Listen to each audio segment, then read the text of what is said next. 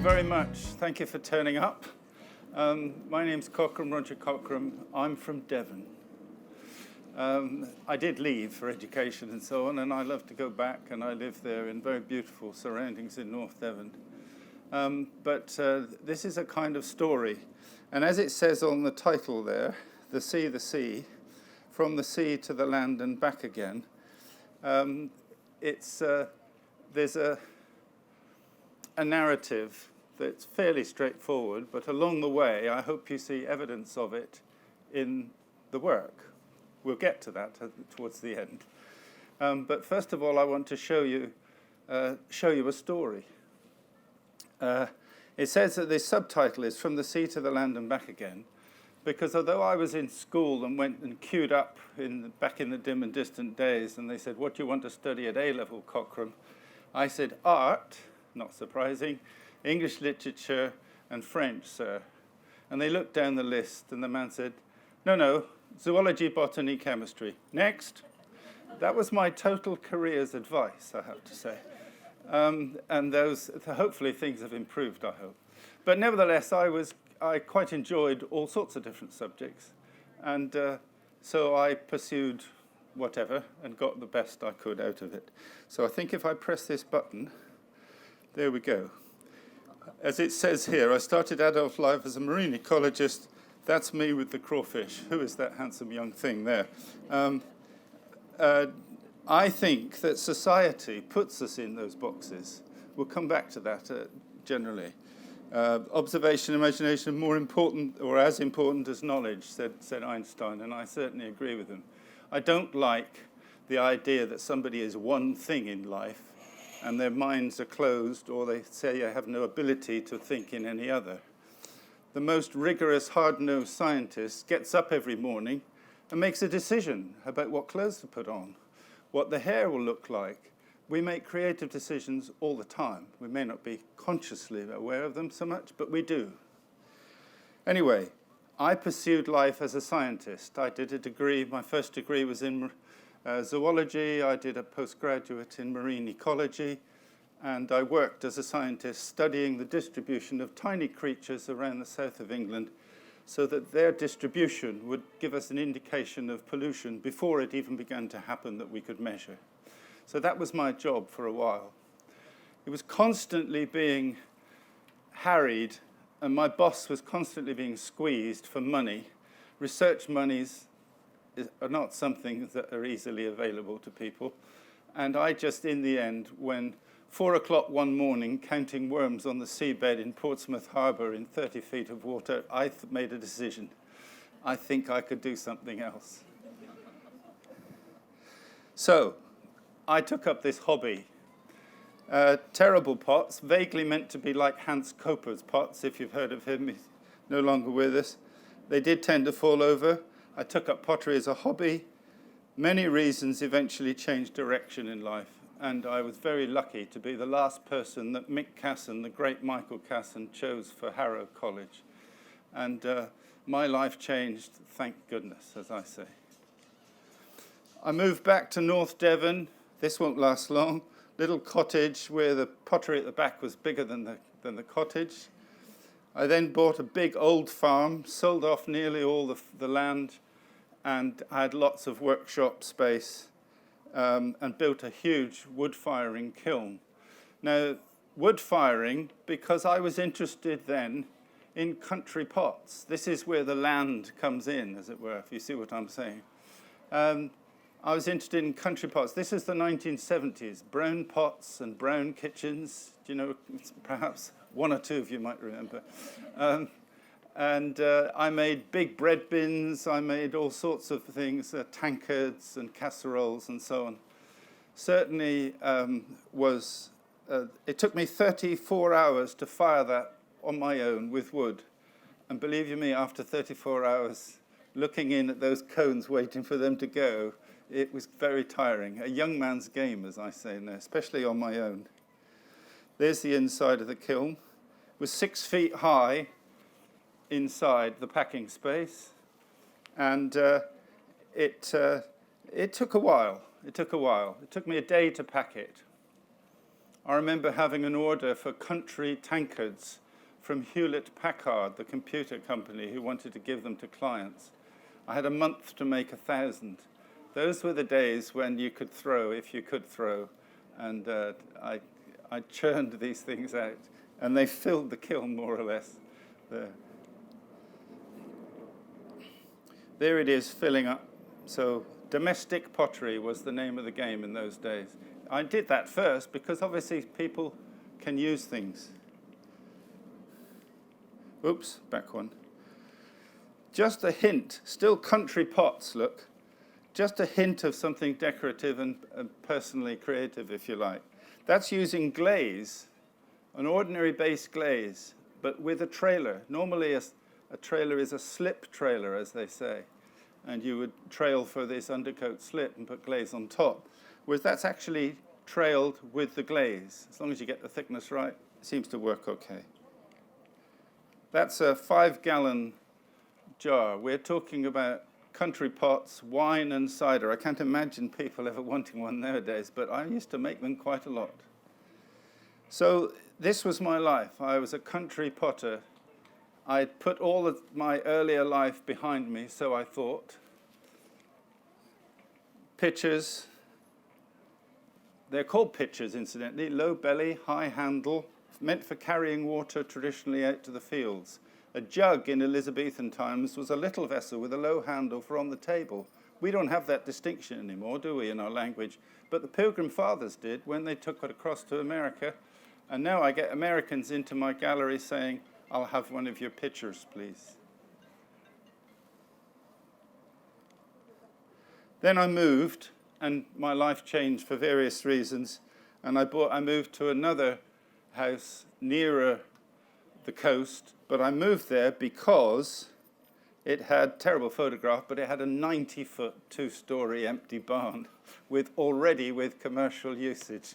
There was a combine harvester where my gallery now is, and there it is. So do come to sunny North Devon and you'll be very welcome and have a look around. But I filled all that in step by step, myself and my old dad, bless him, and Chittlehampton pottery. Chittlehampton, you won't forget the name, surely. Chittlehampton. Yeah. That's the kiln I use now. It's basically a box where the lid comes down and it's fired with gas. Becoming more individual, the work. And I gave up using wood for the fuel and turned to mains gas.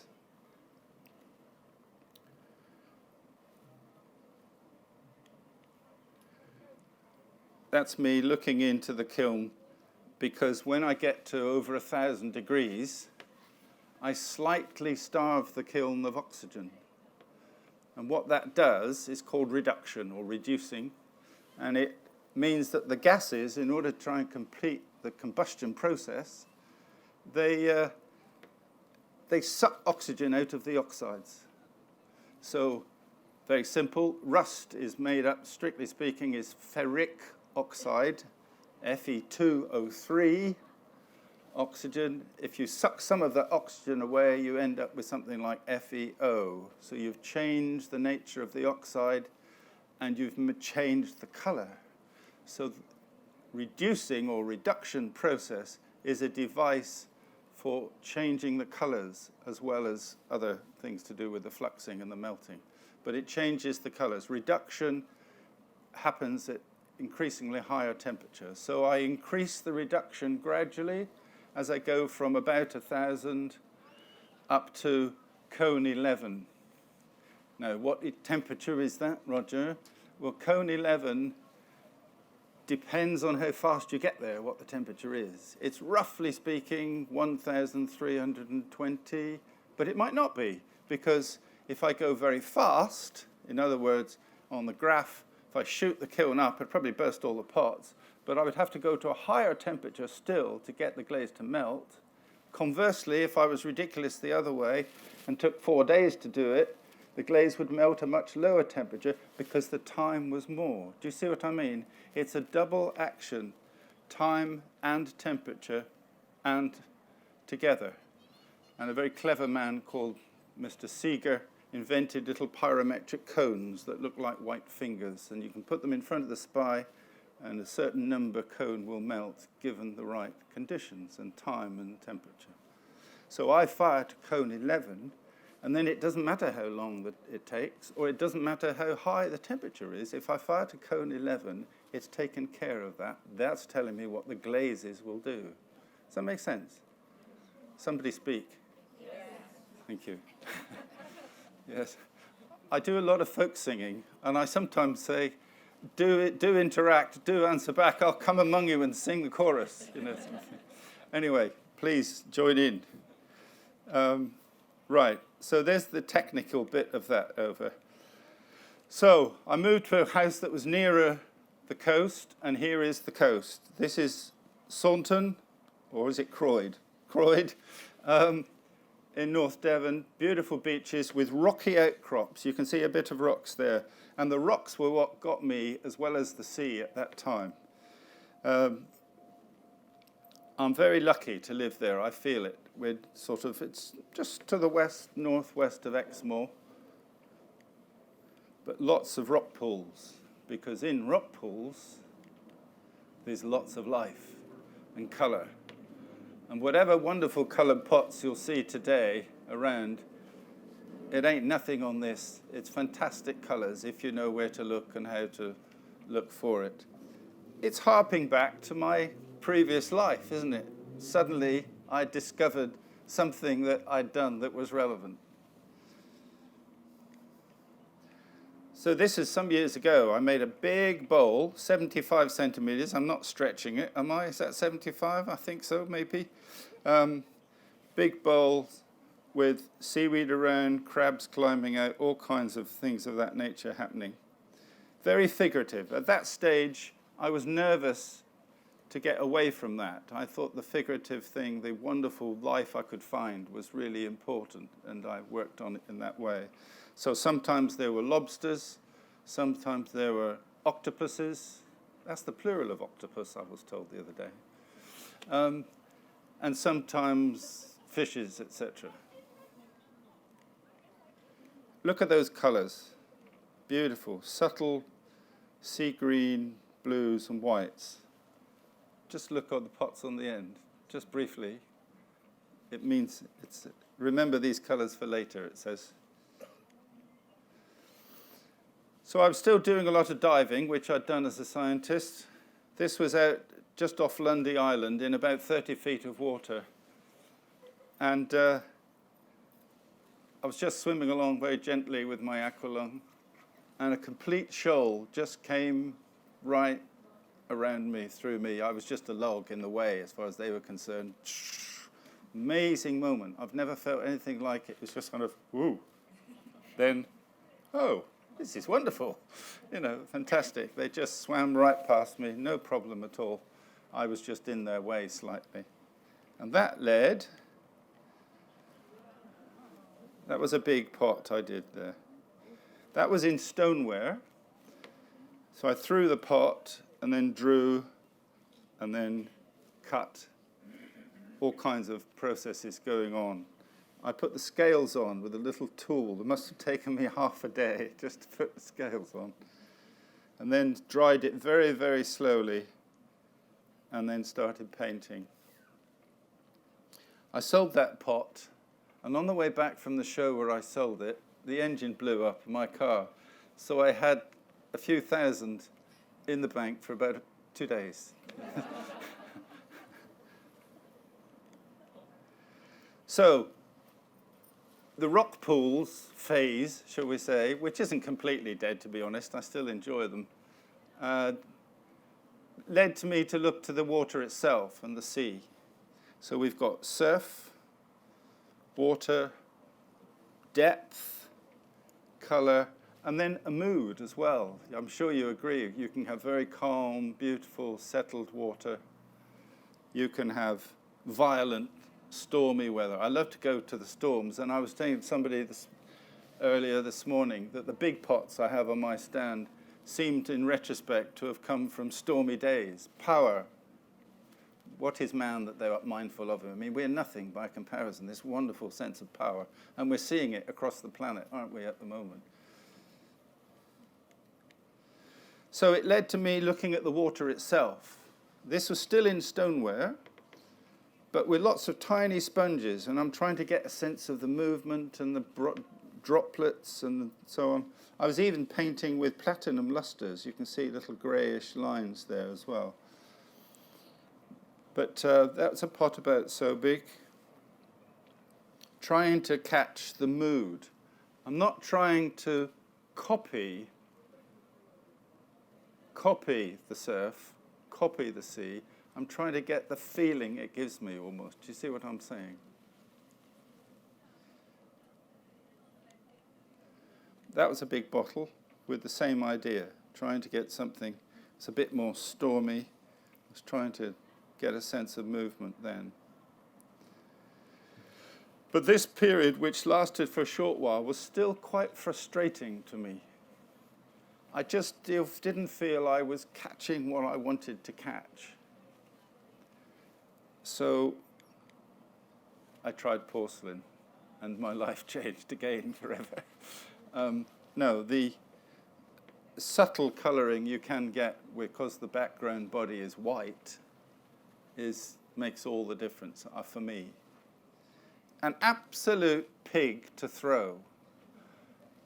And when you look at it, I make some of my own clay. I buy Valentine's porcelain as well, but sometimes I make it in a black plastic dustbin and use a paint mixer to mix it up and make a sort of thick cream recipe. And then I dry it out on boards and knead it up and throw with it. Recipe of china clay, feldspar, quartz, and a bit of magic called bentonite, white bentonite if you can get it. It's a fairly familiar recipe to some people, but you can do different things and different combinations. But you can make your own porcelain. You need to keep it for a while to mature a bit. But if you think about it, and I say those ingredients again, feldspar, quartz, there's nothing plastic in it. It's just a powder. It's a rock feldspar. There's nothing that's going to bend and plastic when you wet it. The bentonite is slightly plastic, but porcelain is a pig to throw because it's just not very plastic. So it's not easy to throw, and you mustn't take too long because it'll just absorb water and collapse. Can I just pause here and say, how many people are potters here? Doesn't matter. Ah, wonderful, wonderful. Okay. So either nod or object, please, or whatever. Say something. I like the feeling of being amongst you rather than up here on my own. Yes. So there's a spiral in that form, and I'm going to have a go at doing something in a minute, just to show you. I'm trying to get a sense of the rhythm of movement. You see, the Bristol Channel, where I'm looking at my studies for, the Bristol Channel off North Devon and Somerset and South Wales, is charging in and charging out twice a day. Why we can't use the energy, I don't know. But anyway, it's charging in and charging out twice a day. And as a result, because the coastline is what we call digitated, in other words, it goes in and out, you get these lots and lots of spirals. It's a very dangerous place to go diving, for example, which I learned. Whoops, banging my mic. It's a lots of dangerous place to do. So I'm very interested in the rhythm and the movement that gives to the water. As I stand on a cliff top and look down, I can see this water moving in different ways.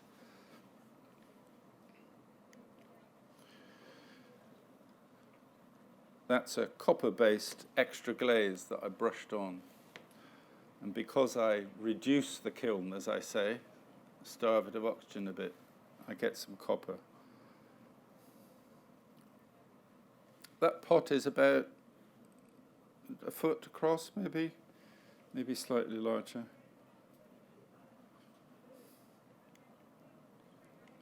Oh, whoops. Bit of close-up. So you can see how I could suddenly get excited by glazes giving that sort of looser, watery effects. Stand on the beach with me in your mind here. You're just at the water's edge, and the surf comes in, and then that white foam, which is all over it, and on a very stormy day, it's really thick foam, but it will come in across the water, around your ankles, and it's being moved by what's underneath, the water. So you get patterns and movement happening. That's what I'm talking about. You see what I mean? Well, if that's not a white tin glaze, nothing is, in my mind. You see what I mean? And there's a pot I did last year, and I took it down to the beach just to see if I can get a bit of background in it.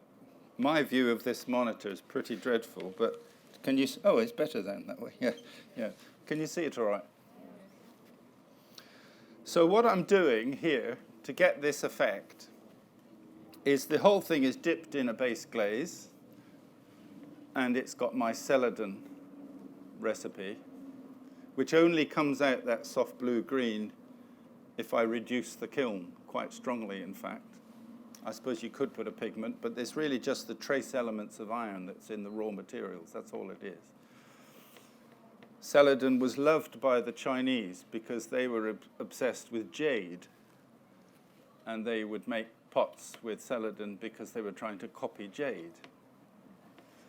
In the north, I think I've got this right around, north or south, it might be the wrong way up, but in the north, where the jade they dug out of the ground was a pale greenish blue-green, the potters made pale greenish blue-green. In the south, where it was grayer and bluer, the Celadons, they would make pots to try and create that. So they were very keen. But I chose it because it seemed appropriate for my general maritime theme, as it were.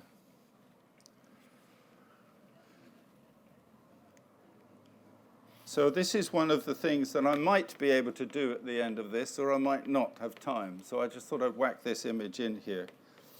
The pot is made, and I have to say now to the potters of you, I don't know which way you fire, but I gave up biscuit firing in 1974 in the middle of Harrow when Colin Pearson, the great potter sculptor, said, "I've taught you how to biscuit fire, Roger.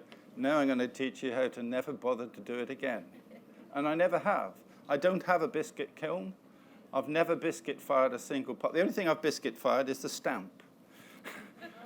I don't biscuit fire because you need to just look briefly at the history of ceramics in this country.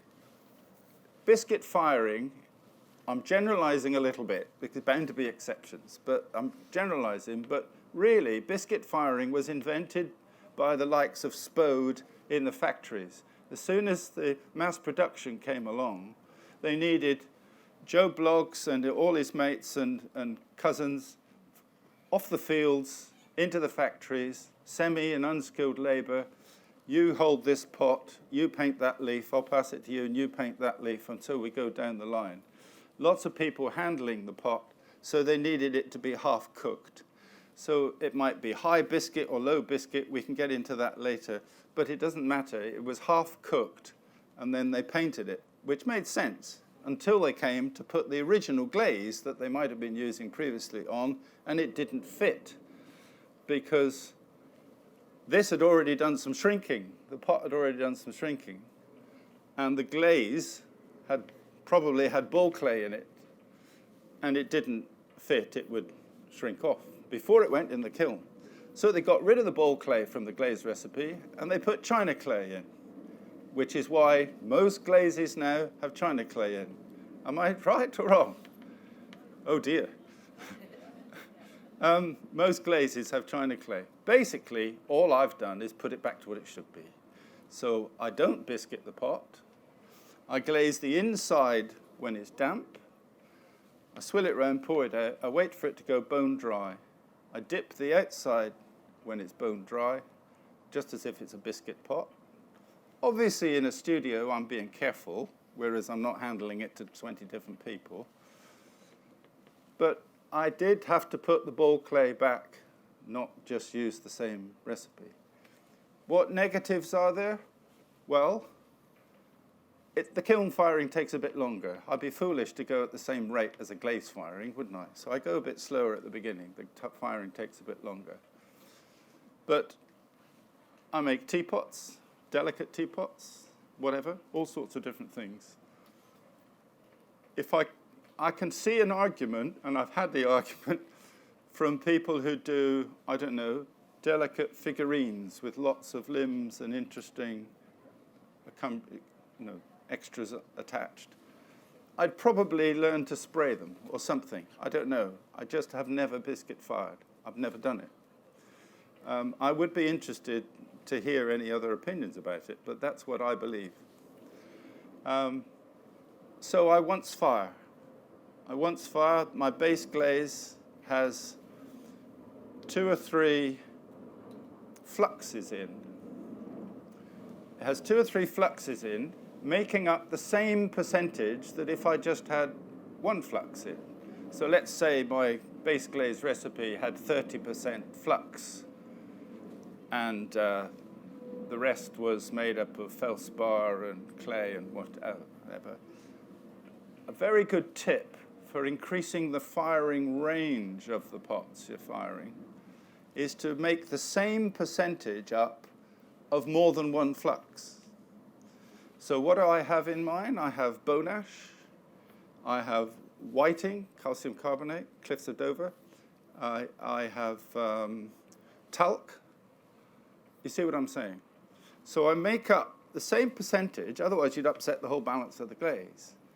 I make it up of more than 1, and that gives a broader range of firing. There's other complications going on with eutectics, but that's a lovely extra textbook you need to read. But that's a tip that's quite useful for all sorts of things, incidentally, probably even if you biscuit fire. Yeah. So there we go for what I'm doing there. So I put it on the base glaze. I then put the pot back on the wheel, in my case, and I just brush other glazes on. I brush glazes that I know each recipe and what it's going to do. That's what happened when that one was cousin. That was a show in Delhi. I was asked to go to Delhi to talk about porcelain and once firing, and I had the astonishment and arguments from the potters in Delhi as well. I discovered later that they had more of a point to make because they'd been buying in absolutely rubbish porcelain from China across the border, and it was pretty tough to throw, it's true. However, do you see the glazes I put on? They interact because I fire very long and very high, and they interact, and I get a softer effect happening. So here's some of the things that would relate to what I've got here now. I have themes going. Remember my obsession with the sea. So I've got lots of different things that I notice and try and play with, as it were. And here is one of them, and that's this idea of symmetry, with lots of objects, lots of beasts, lots of gastropod mollusks, would you believe? They have quite a lot of symmetry, and then something asymmetrical, like a siphon or something goes on. And I'm interested in playing with that combination.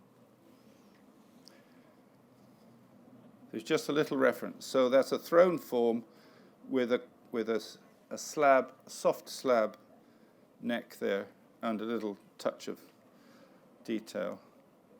And that leads to that sort of thing.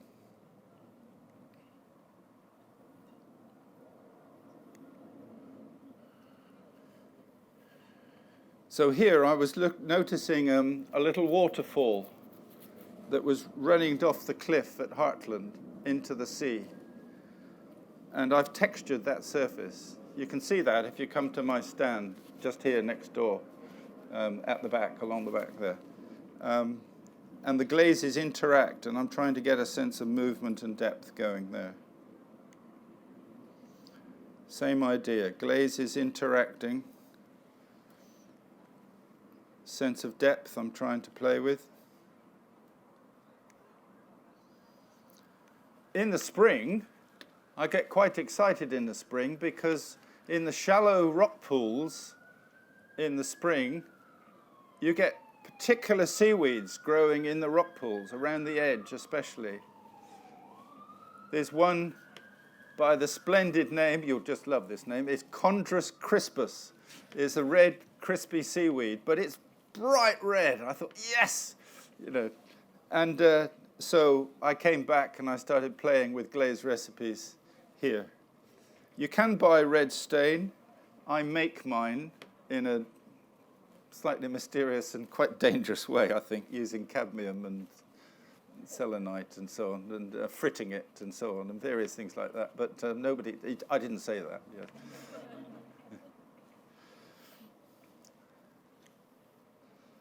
That's a tall piece. So I'm also interested in this sort of change in symmetrical forms. Lots of these shapes come from me looking down a microscope originally, and now I can look a lot of stuff up online for plankton. I used to do, for example, pots. When I was doing that very fishy figurative stage, I showed you that big bowl, I used to do things with some creatures that were larval forms from the plankton. People didn't like them because a crab larva looks like a monster from, alien from space. It really is extraordinary shapes and beautiful things to me, but people are saying, ooh, it looks, So I look at these shapes and try and resolve them into what works as a pot. That's that bowl on the end. I'll get to show you that in a minute. And I think I'm getting to the end of this bit.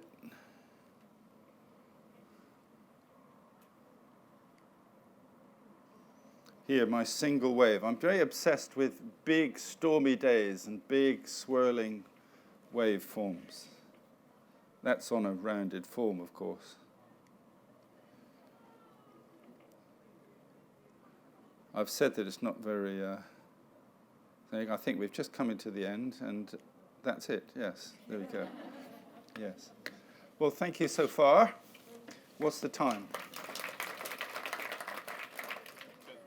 10 past. Okay, thank you. Yeah, that's okay. So I can show you just a couple of things. I'm not going to be doing too much, but I just want to get dressed up. My wife will kill me otherwise. And throw a couple of little techniques.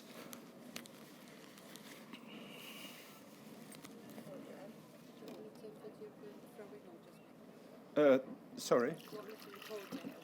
Yeah, little bits of it, just snatches, that's fine, thank you.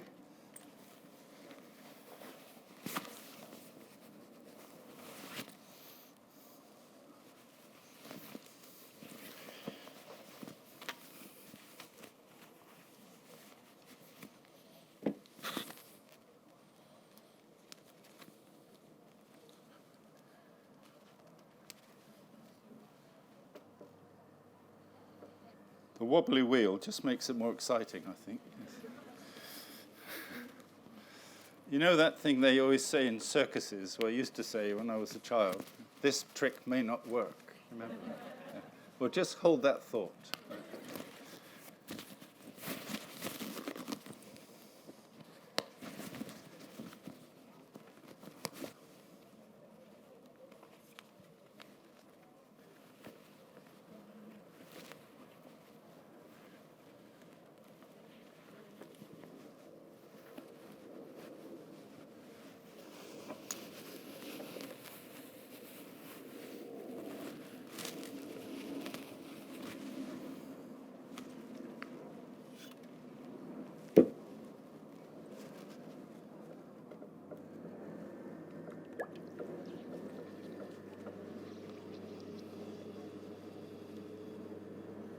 I have to tell you now, I'm officially very old.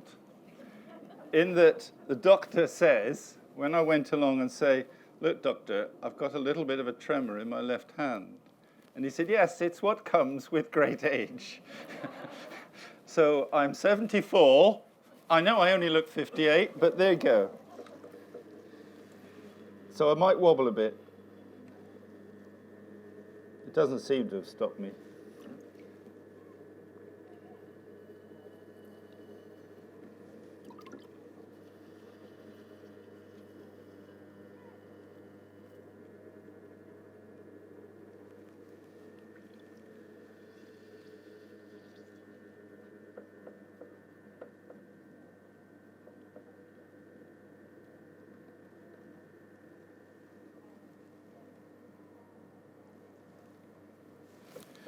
No, I've transferred the slight, incidentally, this happens with, you have a choice when you're throwing a pot, of course. You can make it completely symmetrical, but I'm making basically these little tiny vessels here. Can you see them? Yeah. And really, I'm just showing you this to try and show you my spiraling. But I don't care about the top being slightly uneven. I just don't care.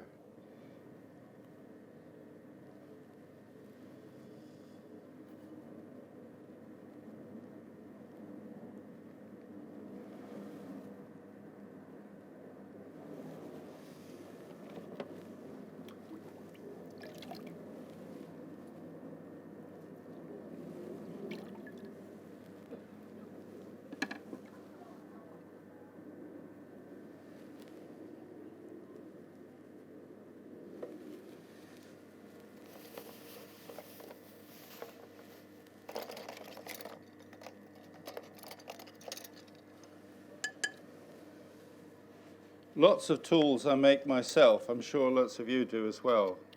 I don't know where this came from, some kind of maybe a dog's knit comb for all I know.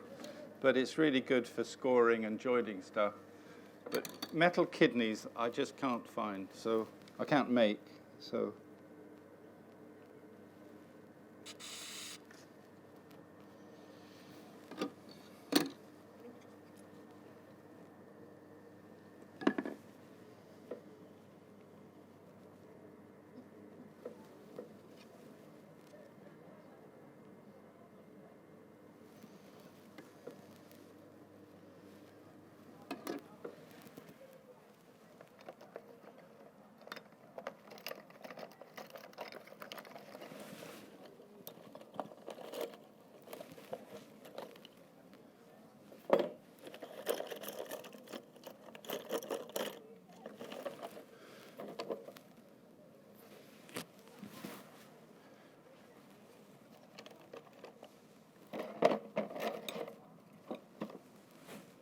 there you are. See, I bring everything but the kitchen sink. And it's the kitchen sink I need. But never mind. Fortunately, any tool will do as long as it's got a corner. There you are. Never mind. The thing about putting a spiral in a form is that the wheel has to be going at the appropriate speed. You have to go at the appropriate speed, and you have to press. You have to go for it. So hang on tight. No, seriously though, it does have the advantage of varying the result, which I really like. If you come to the stand, you'll see what I mean.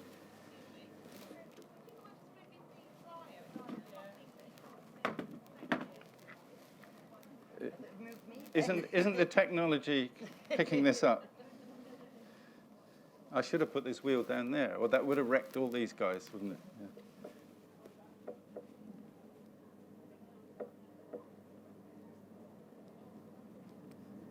There's a subtle one because my ruler is soft-edged. But never mind, it just takes away the rigidity of it.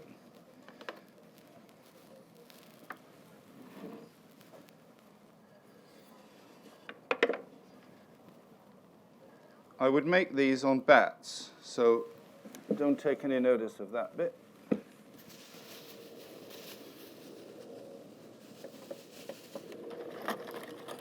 I do need a proper corner. What about that one? That might have one.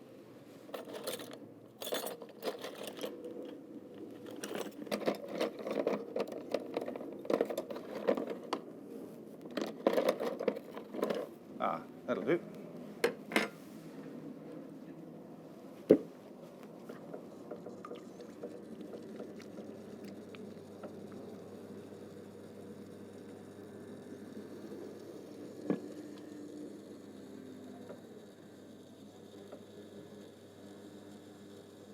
My wheel at home is a Rafeco wheel, which I love very much, designed by the wonderful Mervyn Fitzwilliam years ago, no longer with us, sadly. But that has this it's similar to this in that it's quiet. I can listen to the book or the play or whatever, and I like that.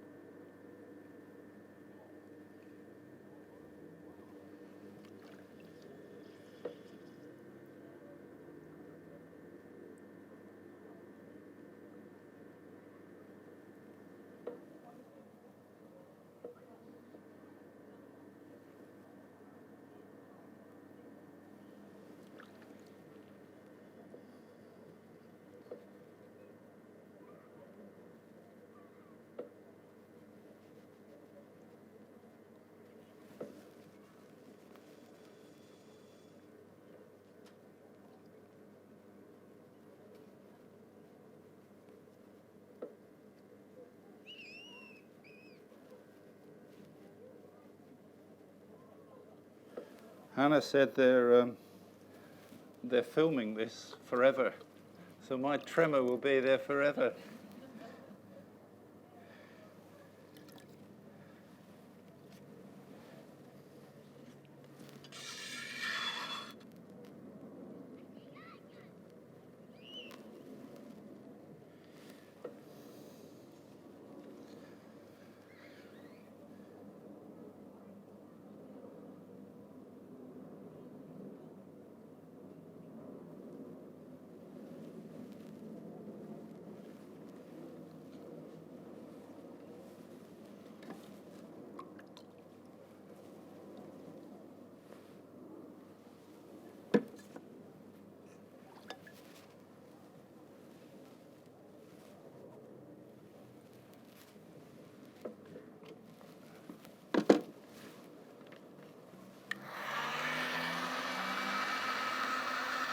I'm just stiffening the rim a little bit.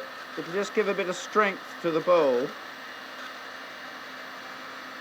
Obviously I'm not drying it, it's just a little bit.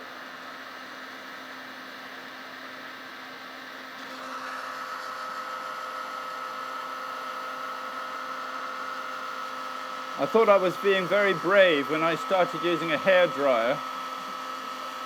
Then I went over to this paint stripper. And then I saw somebody else with a flame gun, so I thought, I'm confident now, it's okay.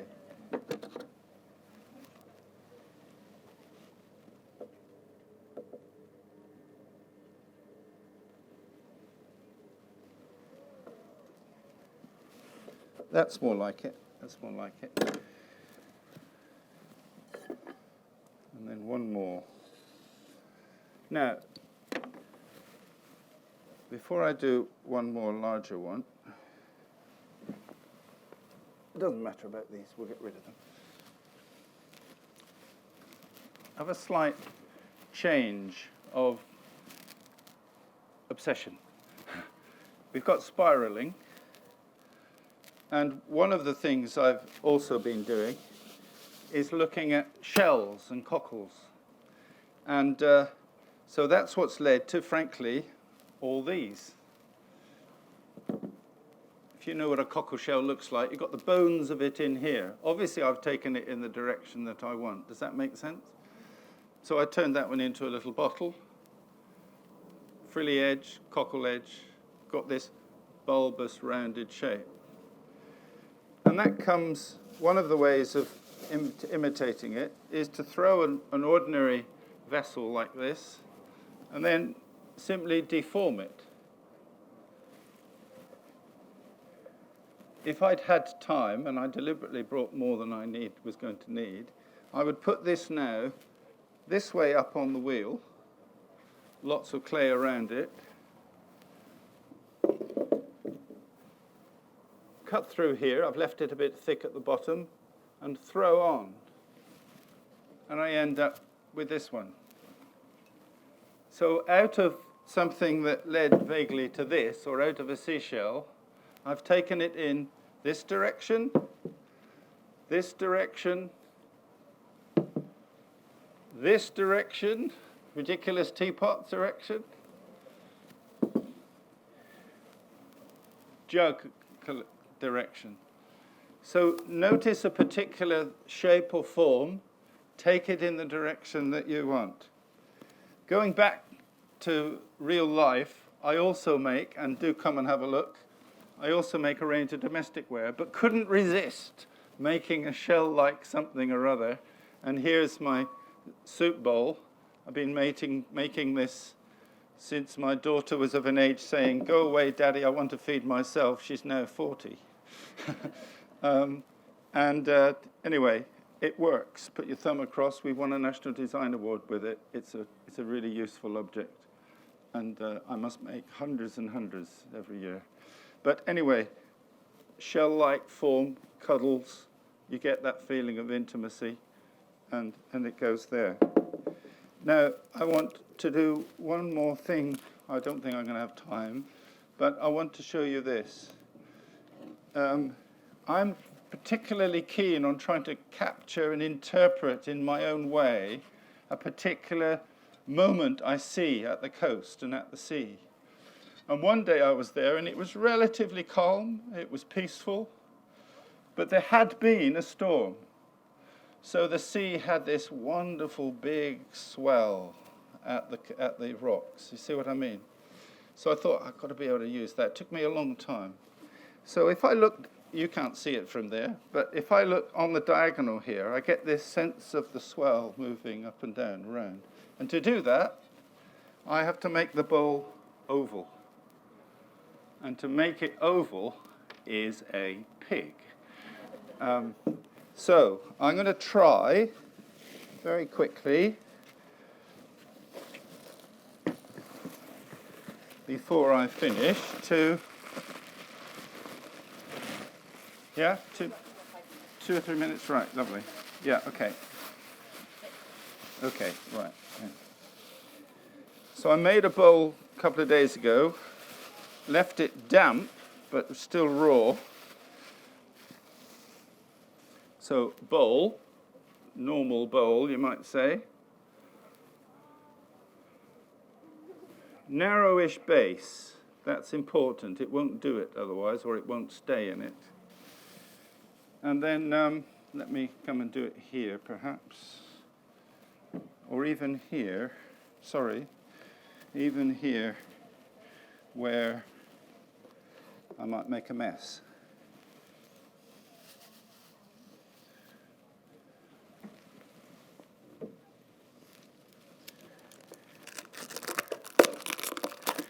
Remember I was talking about that celadon glaze, which doesn't have any pigment in, but the firing does that,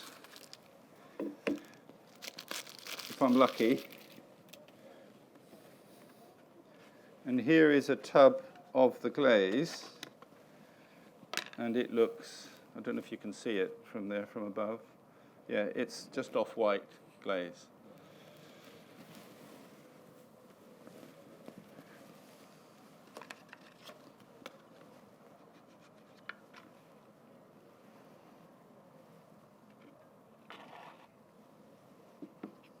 Don't spill it, Roger.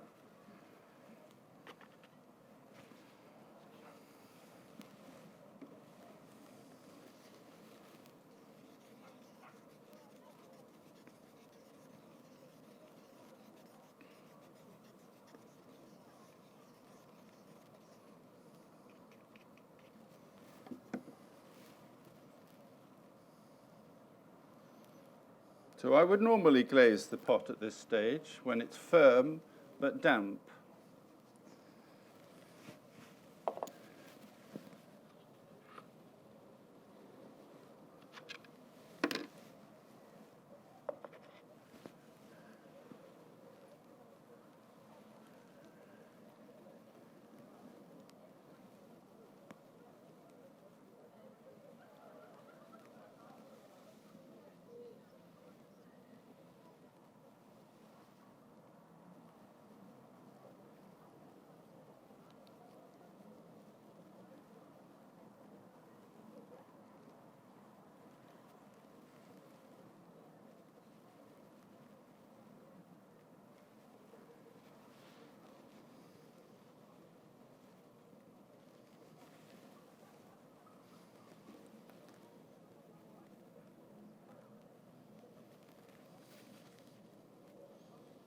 I suppose you'd say if you were a biscuit firing person, this is about the stage where you'd put slip inside, perhaps. Does that make sense? Firm. I was doing a demo, not unlike this perhaps, in the Netherlands a few years ago, and there were a similar number of folk. It was outside, and I had to keep stopping because my friend Willyberg, I had to keep stopping. He had to translate into German. There was lots of Dutch and lots of German and lots of French in the audience, but everybody else but the Germans spoke good English. So I had to keep stopping while he translated. And somebody asked me, one of the normal questions, at what stage do you put a handle on or whatever, that sort of thing. And I said, well, it's just thinking off the top of my head, as I was talking to all these people of different nationalities, I said it's a little bit like cheese. You know, we might be messing around with clay when it's really soft and brie, and then it might go through, let's say, camembert, and it might be, is this a very middle-class sentence I'm saying? It might go through cheddar on its way to being parmesan, but it's a weak joke, and you smile, and then you understand. Is that right? Does that make sense? It does make sense. Anyway, they all laughed and smiled a little bit, and I got on with it, except for one lady at the back who stood up and said, "Ah, monsieur, I am from Paris. You can't use cheddar in the same sentence as camembert. It's not a proper cheese." Anyway, now this, while that was being said, this bowl is softening. And I'm beginning to bend it. I think if I had more time, I would be spraying the outside a little bit as well.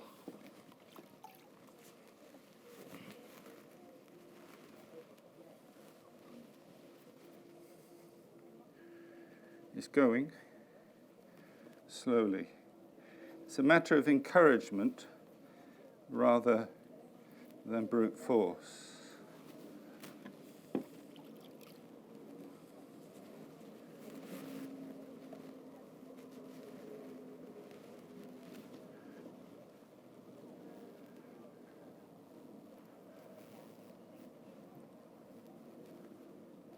You get the idea. Until it ends up like that one. And that's enough for me.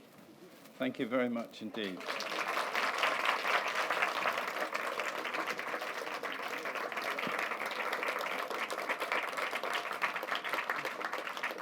My stand is just here in this tent here, halfway along at the back. Do come and say hello, and you'll see more of the things I've been trying to talk about. Thank you for your help. Thank you.